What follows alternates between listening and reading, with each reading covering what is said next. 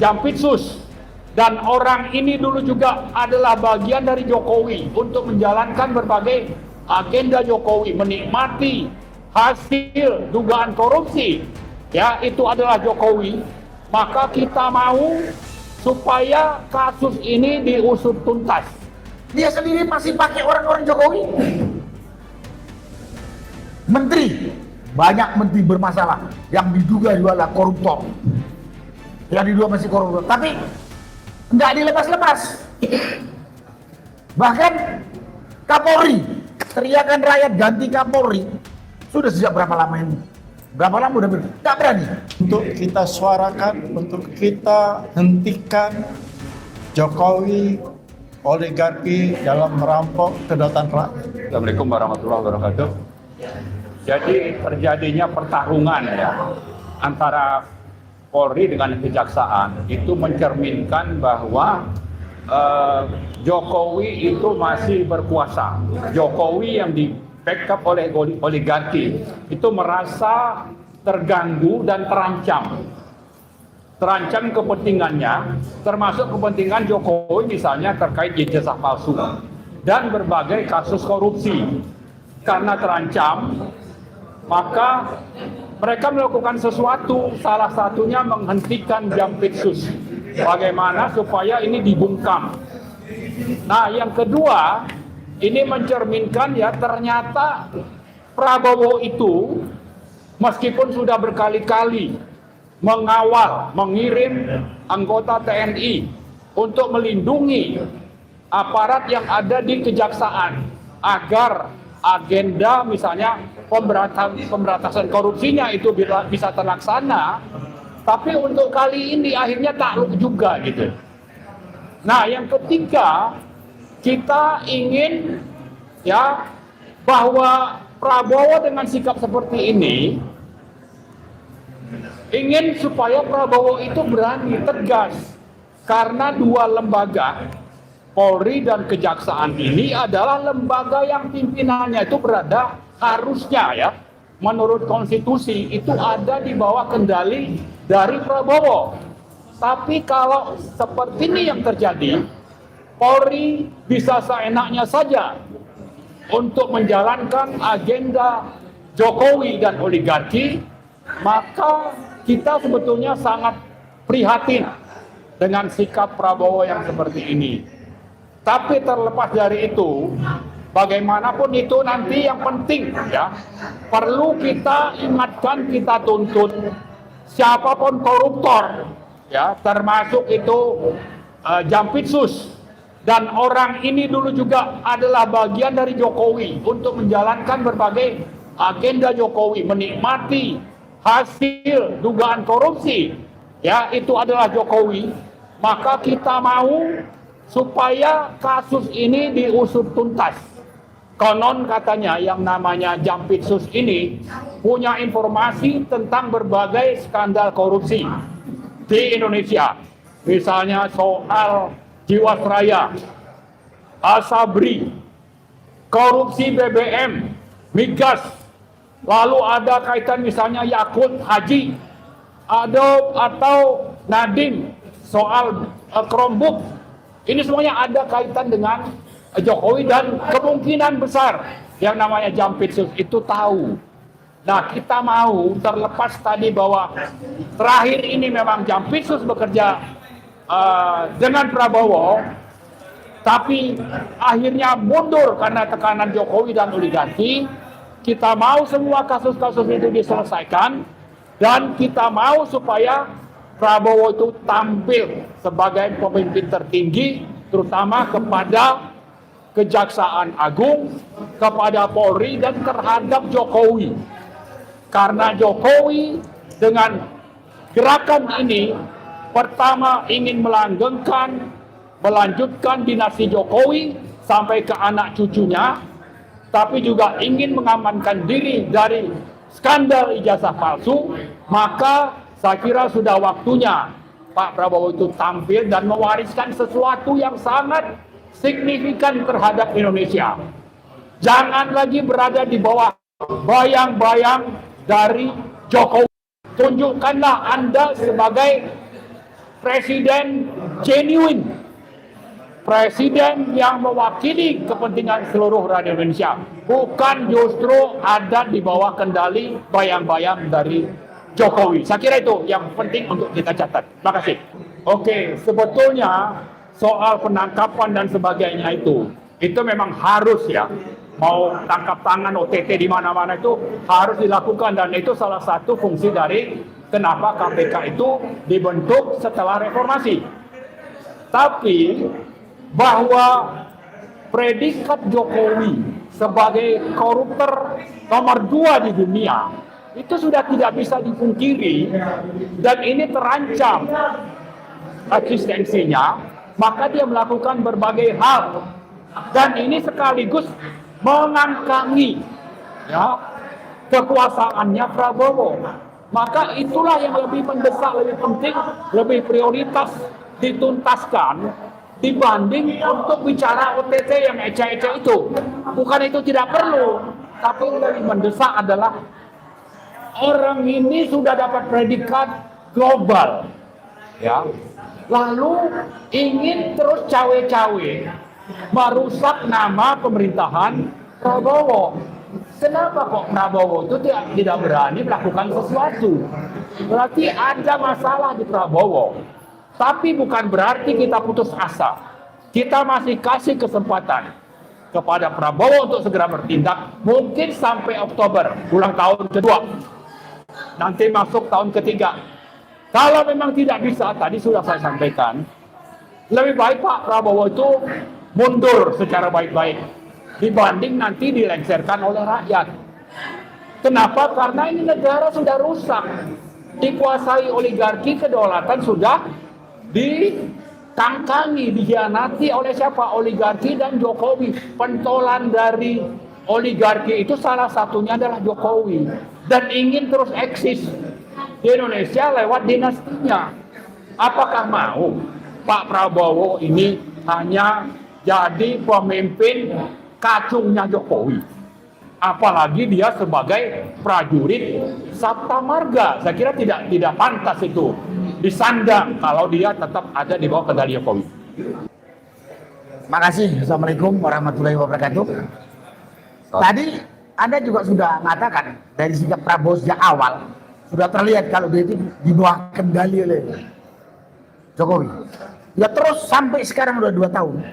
Karena itu selama 2 tahun ini aktivis, rakyat dan banyak kelompok mengingatkan Prabowo dengan segala macam narasi cukup keras. Harapannya Prabowo mendengar, jangan dia di bawah kendali oligarki.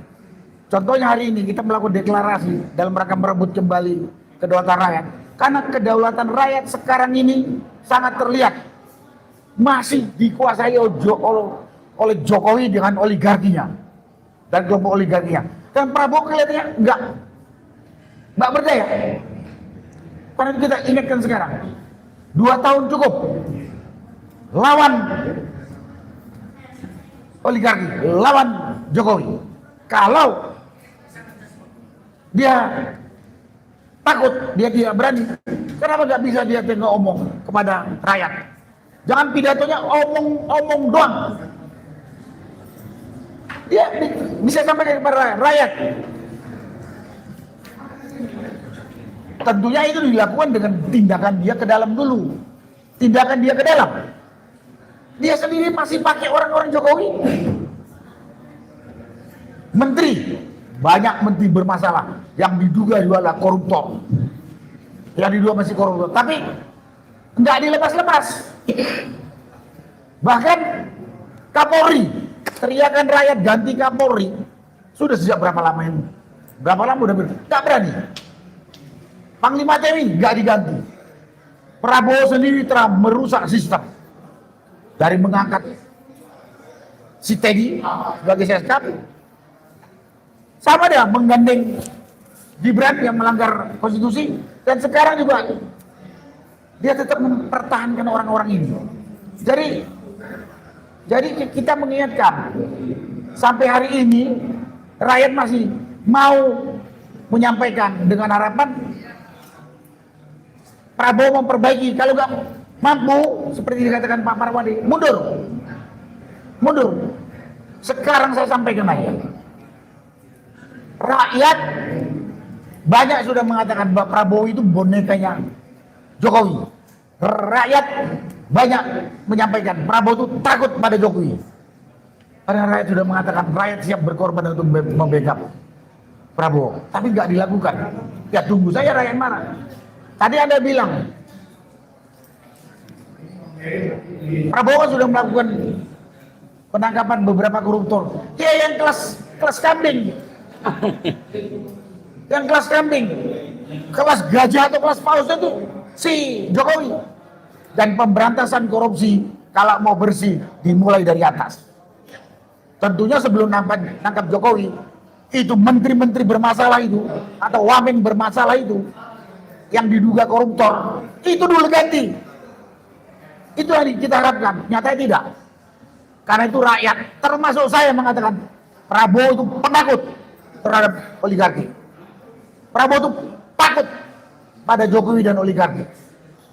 Rakyat sudah menawarkan untuk membackup, melawan. Kenapa nggak dilakukan? Sudah 2 tahun. Jadi kalau ditanya apa langkah yang harus dilakukan? Ya tadi kalau saya dulu yang mengatakan dia masih pakai sapu kotor. Dia masih pakai sapu yang sangat kotor. Gimana mau bersih yang dibersihkan sama dia? Dan pemberantasan korupsi itu tidak bisa dimulai dari kelas kambingnya. Top koruptor yang di atas, yang namanya Jokowi, yang sudah dinyatakan sebagai koruptor dan penjahat nomor 2 di dunia ini. Tak dilakukan. Mudah-mudahan rakyat masih sabar sampai hari ini. Kalau enggak besok saya pun siap untuk ikut dengan rakyat menurunkan Prabowo yang kita anggap memang tidak mampu menyuarakan kepentingan rakyat. Padahal dia dipilih oleh rakyat, digaji oleh rakyat. Omong doang. Termasuk di sini yang harus dibubarkan adalah DPR. Nikmatin hidup dari gaji rakyat, tidak melaksanakan amanah rakyat. Dua-duanya bertanggung jawab. Prabowo dengan kabinetnya, DPR yang diam saja menikmati gaji. Itu kita minta turun. Kalau tidak ya tunggu-tunggu revolusi rakyat seperti tahun 98. Enggak aneh. Bahkan rakyat sudah mengharapkan itu karena udah nggak sabar 2 tahun. 2 tahun cukup lama. Tadi sampai saya singgung. Pak Prabowo ini punya background sama dengan tentara. Tentara itu faktor kecepatan itu diperlukan. Faktor kecepatan diperlukan. Karena itu kecepatan bagian dari kekuatan. Dia sudah 2 tahun. Nggak usah lagi alasan. Oh, strategi. Karena kepengecutan atau ketakutan Prabowo terhadap Jokowi dan oligarki sudah terbaca bagi kita. Itu yang bisa saya sampaikan. Sekali lagi, kalau ditanya bagaimana yang harus dilakukan Prabowo, bersihkan dulu kabinetnya, bersihkan dulu tokoh puncak koruptornya Jokowi, baru ke bawah. Sekian, terima kasih. Ya, untuk Pak Suryan, mungkin nggak pola perjuangannya diubah, misalnya berkunjung ke rumah Pak Prabowo di Hambalang atau di istana di kelompok GMKR misalnya, mungkin nggak ada jalan itu? Ya, mungkin orang kita sudah baik minta nggak diterima kok. Jadi gini, permasalahan yang terjadi baru-baru ini, terutama yang tadi disampaikan, pertentangan antara polisi dan kejaksaan, ya. Ini menunjukkan apa? Ini sangat memalukan. Ingat dulu, cicak lawan buaya. Sekarang apa? Buaya sama buaya. Buaya lawan buaya nih sekarang. Buaya sama buaya, ini semua dikendalikan siapa? Jokowi, masih dalam kendali Jokowi. Bayangkan negara kita masih diganggu oleh yang namanya Joko Widodo, Presiden ke-7 Republik Indonesia.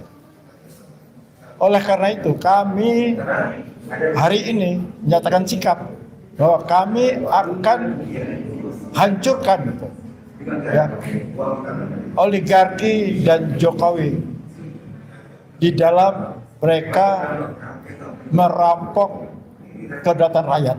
Ini kan salah satu kedaulatan hukum. yang dirampok oleh Jokowi dan oligarki. Tangan-tangan dia masih sana. Masih dia melakukan hal-hal yang melanggar konstitusi. Kenapa? Kekuatan oligarki yang dimanfaatkan oleh dia, dikendalikan oleh Joko Widodo dan antek-anteknya. Ini yang kami akan serukan terus untuk kita suarakan, untuk kita hentikan Jokowi, oligarki dalam merampok kedaulatan rakyat. Dan satu hal lagi, majukan Gibran. Kenapa kita masuk tahun Gibran? Karena ini adalah satu kekuatan yang diharapkan akan melanjutkan kekuasaan Jokowi berikutnya. Ini dinasti politik yang akan kita hancurkan. Jangan terjadi Gibran melangkah menjadi presiden. Menjadi wakil presidennya kami tidak rela. Kami tidak rela.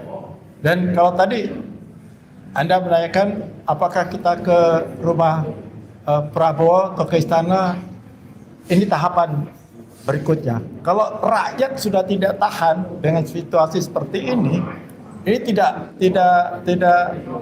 lepas kemungkinan bahwa ini akan bisa terjadi. Kenapa? Kita lihat di TV berkilo-kilo emas, 75 kilogram emas dan ratusan miliar rupiah ya dalam bentuk mata uang asing. Bagaimana rakyat sakit hati ya, rakyat dan saat ini sedang kesulitan ekonomi melihat pejabat-pejabat kita itu ternyata korupsi yang besar-besaran yang sangat menyakitkan hati rakyat. Jadi kalau Prabowo tidak segera tuntaskan, tidak segera turun tangan, ini bahaya. Inilah salah satu tanda-tanda rakyat akan turun. Rakyat akan turun ke jalan. Karena sudah tidak bisa menerima ketidakpastian dari hal-hal yang dilakukan oleh pejabat-pejabat korup. Kejaksaan yang kita anggap atau saya terutama menganggap bahwa ini akan menyangi polisi di dalam hal untuk memberantas korupsi. Ternyata lebih parah lagi, ternyata dia juga korup. Ya, ini baru kedapatan satu orang pejabat loh. Saya yakin pejabat lain juga akan berlaku yang sama, karena kesempatan pejabat kejaksaan itu untuk melakukan mengkorupsi hal-hal yang seperti yang dilakukan oleh yang kita lihat tadi malam itu di TV itu pasti akan dilakukan. Ini berarti Parcok itu tambah. Tadinya ke Parcok itu kami polisi, ternyata Parcok itu ada lagi kejaksaan. Jadi memang betul geng SOP ini betul-betul masih dikendalikan oleh Jokowi, yaitu geng Solo, geng oligarki, dan geng Parcok. Parcok itu sekarang ternyata tambah lagi. Ternyata kejaksaan juga masih di bawah bayang-bayang Jokowi. Baik, ke Pak Rizal. Kira-kira bagaimana perkembangan dari kasus penyusutan ijazah palsu Jokowi?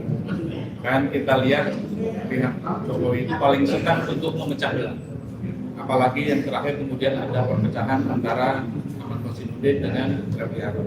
Nah, kira-kira seperti apa nasibnya dari dua perkara yang diajukan berbeda itu dari FIFA maupun Presiden? Ya, saya kira bahwa upaya-upaya hukum itu selalu dilakukan dengan mungkin pola-polanya. Katakanlah kalau polanya Roy Suryo melalui pra-peradilan, gitu kan, melalui proses prosedur yang tidak benar. Tapi dari sisi FIFA langsung kepada masalah pokoknya, tidak melalui pra-peradilan. Tapi dia akan berjuangnya untuk prosedur yang salahnya dari eksepsi perlawanan. Jadi ada titik temu antara Roy Suryo dengan FIFA, gitu kan, dari sisi perlawanan hukum. Yang dikhawatirkan atau masyarakat sedang menuntut ini adalah soal kehadirannya Joko Widodo di persidangan. Tuh, jadi sebetulnya itu yang diharapkan itu oleh publik. Nah, kekhawatirannya adalah kalau misalnya pra-peradilan menang, kemudian eksepsi dikabulkan, berarti kan tidak ada lagi ruang untuk datangnya Jokowi di pengadilan. Makanya di sini warning gitu. Jangan sampai itu adalah satu strategi gitu kan dari Jokowi yang mungkin juga ditangkap dan dimanfaatkan juga gitu kan oleh mungkin Roy, mungkin juga Tifa gitu kan, sehingga ada win-win. Tapi publik kecewa gitu kan, karena yang dituntut oleh publik adalah bagaimana Jokowi hadir di persidangan, kemudian dia membuktikan tentang asli dan palsunya ijazah itu. Jadi itu warning, kelihatannya warning kan. Nah dari sisi yang lain, sebenarnya tersangka lain kan ada saya, ada Rustam, ada juga Kurnia gitu kan, yang sedang berjuang juga untuk melakukan pembuktian tentang status ijazah Joko Widodo ini. Maka kita masuknya ke Barreskrim gitu. Jadi kita mengadukan Dumas ke Barreskrim dengan pembuktian bahwa Joko Widodo itu adalah pengguna, Pratikno itu adalah aktor intelektual, Eko Prasetyo itu adalah pelaksana teknis, dan mediatornya ada Pak Iman untuk pembuatan ijazah palsu. Saya kira ini kita masukkan gitu ke Barreskrim. Jadi ada upaya yang lain, gitu. Ada dua desain gitu kan untuk membuktikan ijazah Joko Widodo itu palsu. Satu desain di ruangnya Roy dan Tifa, gitu kan, bahwa itu harus sampai ke persidangan. Itu maksud desainnya agar Jokowi datang, Jokowi membuktikan, jaksa juga mengoptimalkan proses pembuktian dokumen dan seterusnya kan gitu. Tapi di desain lain, skenario lain, skema lain adalah apa yang dilakukan oleh tiga tersangka yang lainnya, yaitu kita masuk ke Barreskrim supaya Barreskrim segera bergerak untuk melakukan permintaan keterangan atas orang-orang yang kita sebut tadi, sampai juga nanti kita ketahui katanya Pak Prabowo sudah tahu tentang ijazah itu palsu.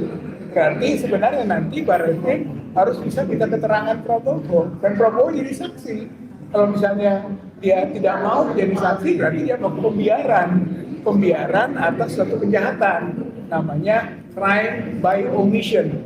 Crime by omission adalah pembiaran atas kejahatan. Jadi akan sampai ke situ. Mereka skandal ini skandal nasional, bahkan skandal internasional, dan akan melibatkan banyak orang dan banyak petinggi-petinggi negara juga, walaupun kasusnya hanya selembar ijazah.